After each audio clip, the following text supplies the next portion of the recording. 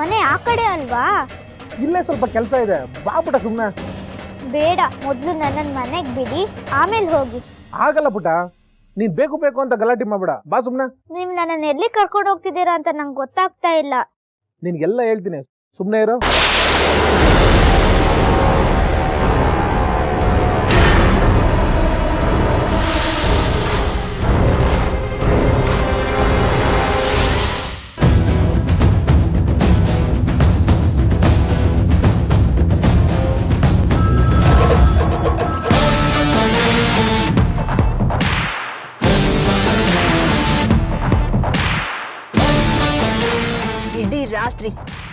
ಇಡೀ ರಾತ್ರಿ ನಾನು ನಿದ್ದೆ ಮಾಡಿಲ್ಲ.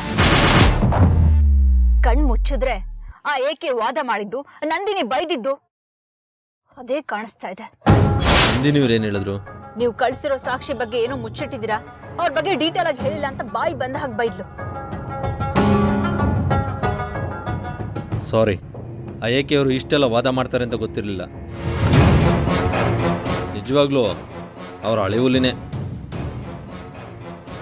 ಆ ಏಕೆನ ಹೊಗಳೋದ್ ಬಿಟ್ಟು ಮುಂದಿನ ಕೆಲ್ಸದ ಬಗ್ಗೆ ಯೋಚನೆ ಮಾಡು. ನಾನ್ ನೋಡಿದ್ರೆ ಆ ನಂದಿನಿಗೆ ಮುಂದಿನ ಸಾಕ್ಷಿ ಬಗ್ಗೆ ಎಲ್ಲ ಡೀಟೇಲ್ಸ್ ಕೊಡ್ತೀನಿ ಅಂತ ಹೇಳಿದೀನಿ. ಆ ಅಮ್ಮ ಏನಾದ್ರೂ ಬರೀ ನ್ಯಾಯ ನ್ಯಾಯ ಅಂತ ಹೇಳ್ತಾ ಇದ್ರೆ ತುಂಬಾ ಕಷ್ಟ ಆಗುತ್ತೆ. ಇಲ್ಲ, ಆ ನಂದಿನಿಯವ್ರ ನ್ಯಾಯ ಏನಾದರೂ ಇರಲಿ, ಅವರು ಆ ಏಕೆ ವಿರುದ್ಧ ವಾದ ಮಾಡೋ ಹಾಗೆ ನಾನು ಮಾಡ್ತೀನಿ. ಹಾಗಾಗಬೇಕು ಅಂದರೆ ನಂದಿನಿ ವೀಕ್ನೆಸ್ ಏನು ಅಂತ ತಿಳ್ಕೊಂಡು ನಾವು ಆಟ ಆಡಬೇಕು. ಏಕೆ ವಿರುದ್ಧ ನಂದಿನಿಗೆ ದ್ವೇಷ ಜಾಸ್ತಿ ಆಗೋ ಹಾಗೆ ಮಾಡಬೇಕು.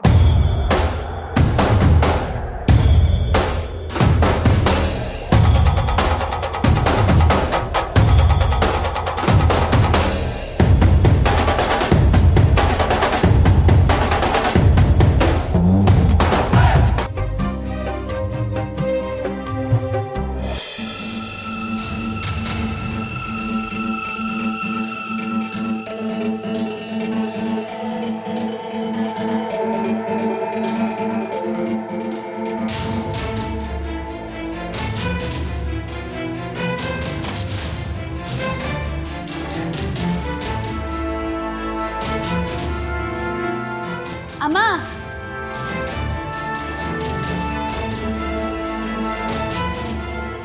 ಏನಮ್ಮ?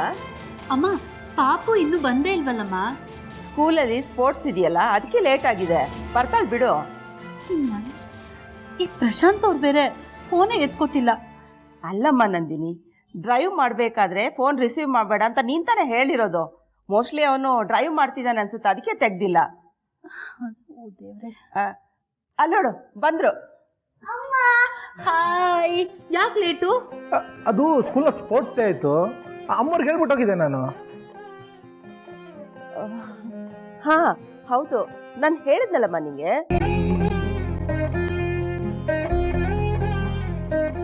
ಸರಿ ಬಾ ಪುಟ, ಕೈಕಾಲು ತೊಳ್ಕೊಂಡು ಏನಾದರೂ ತಿನ್ನಿವಿ ಅಂತೆ.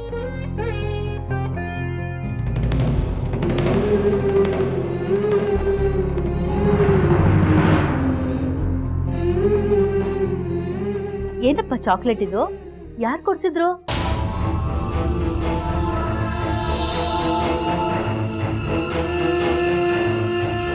ಯಾರು ಕೊಡ್ಸಿದ್ದು?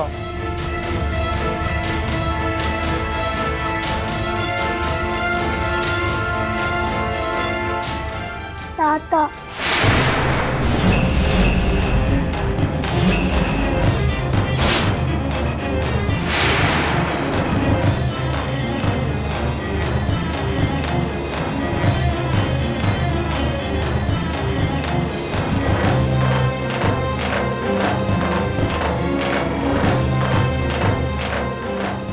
ಅದೇ ಅಮ್ಮ, ಗಡ್ಡ ಇದೆಯಲ್ಲ ಆ ತಾತ.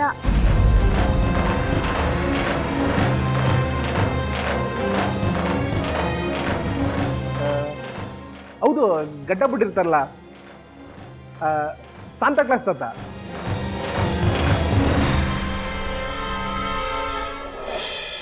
ಸಾಂತಾ ಕ್ಲಾಸ್ ತಾತ ಅಲ್ವಾ ಪುಟಿ?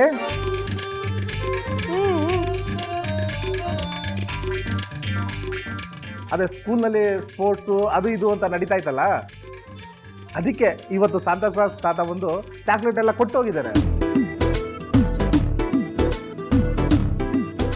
ಸಾಂತಾ ಕ್ಲಾಸ್ ನಂದಿನಿ, ಮಗು ಹಸ್ಕೊಂಡಿರುತ್ತೆ, ಮೊದಲು ಕರ್ಕೊಂಡೋಗಿ ಏನಾದ್ರು ತಿನ್ನಕ್ಕೆ ಕೊಡು.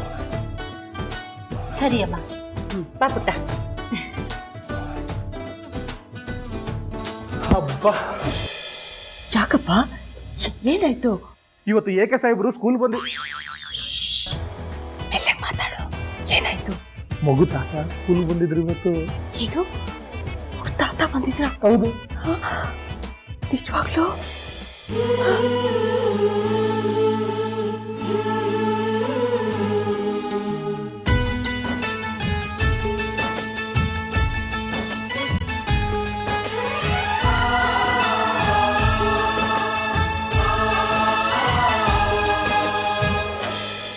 ಏನ್ ಅಮ್ಮೋರು ಇವತ್ತು ಇಷ್ಟೊಂದು ಖುಷಿಯಾಗಿದ್ದೀರಾ?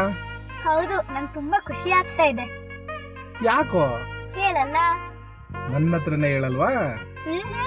ನೀವು ಗಾಡಿ ಓಡಿಸಿ ಆಮೇಲೆ ಹೇಳ್ತೀನಿ. ಸರಿ ಅಮ್ಮ.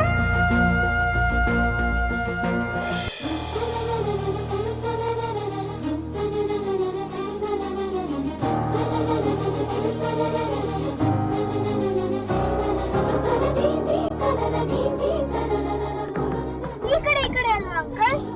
ಆ ಕಡೆನಾ? ಮನೆ ಈ ಕಡೆ ಅಲ್ವಾ ಪುಟಿ?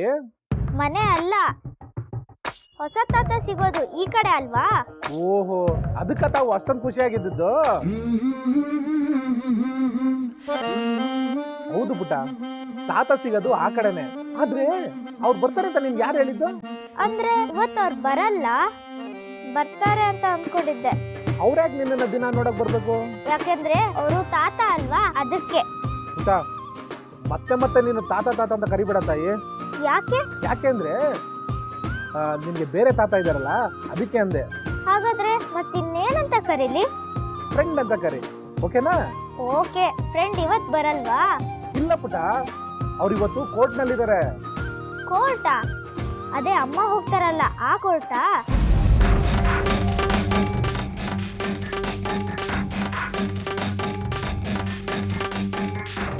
ಏನಪ್ಪ ಮಾಡೋದು? ಅದೇ ಕೋರ್ಟು ಅಂದ್ರೆ ಅದನ್ನ ಅಮ್ಮನವ್ರಿಗೆ ಹೇಳ್ಬಿಡ್ತಾಳೆ. ಈಗೇನ್ ಮಾಡ್ಲಿ? ಹೇಳಿ, ಅದೇ ಕೋರ್ಟಾ? ಅದಲ್ಲ ಪುಟ, ಕೋರ್ಟ್ ಅಂದ್ರೆ ಟೆನ್ನಿಸ್ ಕೋರ್ಟು. ಈಗ ನಾನು ಯಾರ ಜೊತೆನೋ ಮಾತಾಡ್ತಾ ಇರ್ತೀನಿ ಅಂತ ಇಟ್ಕೊಳ್ಳೋಣ. ನಾನು ಮಾತಾಡಿದ್ದು ಮುಗಿದ ಮೇಲೆ ಅವ್ರನ್ನ ಕಾರಲ್ಲಿ ನಾನು ಕರ್ಕೊಂಡು ಹೋದರೆ ನಾನು ಅವ್ರನ್ನ ಕಿಡ್ನ್ಯಾಪ್ ಮಾಡಿಬಿಟ್ಟೆ ಅಂತ ಹೇಳೋಕ್ಕಾಗುತ್ತಮ್ಮ? ಇದನ್ನೊಂದು ಎವಿಡೆನ್ಸ್ ಅಂತ ಕನ್ಸಿಡರ್ ಮಾಡೋಕ್ಕಾಗೋದೇ ಇಲ್ಲ ಮಹಾಸ್ವಾಮಿ. Objection your honour. ಎಸ್. ಅವತ್ತು ಡ್ಯೂಟಿಲಿದ್ದ ಸೆಕ್ಯೂರಿಟಿ ಕೂಡ ಇದೇ ಹೇಳಿಕೆನೆ ಕೊಟ್ಟಿದ್ದಾರೆ.